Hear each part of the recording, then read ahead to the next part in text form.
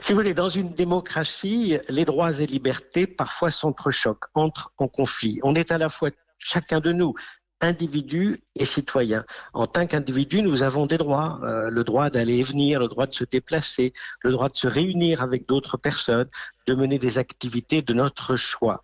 En tant que citoyen, nous avons choisi en quelque sorte de former une communauté de destin avec ceux qui composent la nation. Et parfois, nos concitoyens sont en danger et l'épidémie le montre. Certains souffrent, certains sont atteints au point que leur santé et parfois même leur vie sont en danger. Et d'une certaine manière, il faut trouver le bon équilibre entre ces droits et ces libertés. Entre ma liberté dont je jouis et dont j'ai envie de jouir en tant qu'individu et puis les sacrifices temporaires que je dois faire à ces libertés pour protéger la santé des autres. Et c'est ce difficile équilibre que nous devons préserver. C'est une ligne de crête, en quelque sorte, qu'il faut suivre et placer le bon curseur, c'est-à-dire restreindre les libertés quand c'est nécessaire, mais seulement nécessaire, et dans la mesure où c'est nécessaire. En quelque sorte, il ne faut pas atteindre les libertés plus qu'il ne le faut pour atteindre le but d'intérêt général que l'on doit poursuivre, c'est-à-dire protéger la santé, protéger la vie de ceux qui aujourd'hui sont menacés.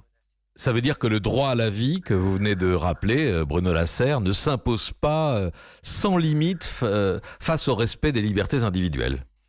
Oui, c'est en démocratie, c'est cet équilibre qu'il faut préserver, et c'est notre rôle. Un rôle difficile, je dois dire, à trois titres. Le premier, c'est que nous rendons nos décisions au nom du peuple français, nos décisions de justice. Et le peuple français est dans l'ensemble uni, solidaire, généreux, mais s'exprime aussi des impatiences, des frustrations, des passions aussi que nous devons écouter, qui s'adressent à nous.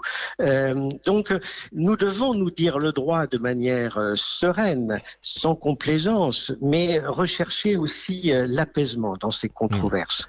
La deuxième chose, c'est que la crise bouscule en quelque sorte le rôle du politique, de l'expert et du juge.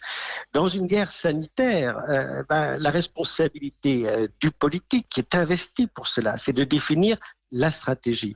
La responsabilité des experts, les médecins, les scientifiques, c'est de dire où est la vérité scientifique, ce que finalement la science commande de faire. Et le juge n'est ni l'un ni l'autre. Ça n'est pas lui à prendre les commandes, à mener la politique publique. Ça n'est pas lui qui peut dire ce que la science nous oblige à faire. Nous devons écouter, nous devons contrôler, nous devons trouver en quelque sorte la juste mesure quand nous répondons à des demandes qui s'adressent à nous, et ces demandes sont évidemment respectables parce que le droit d'accès au juge est un droit fondamental.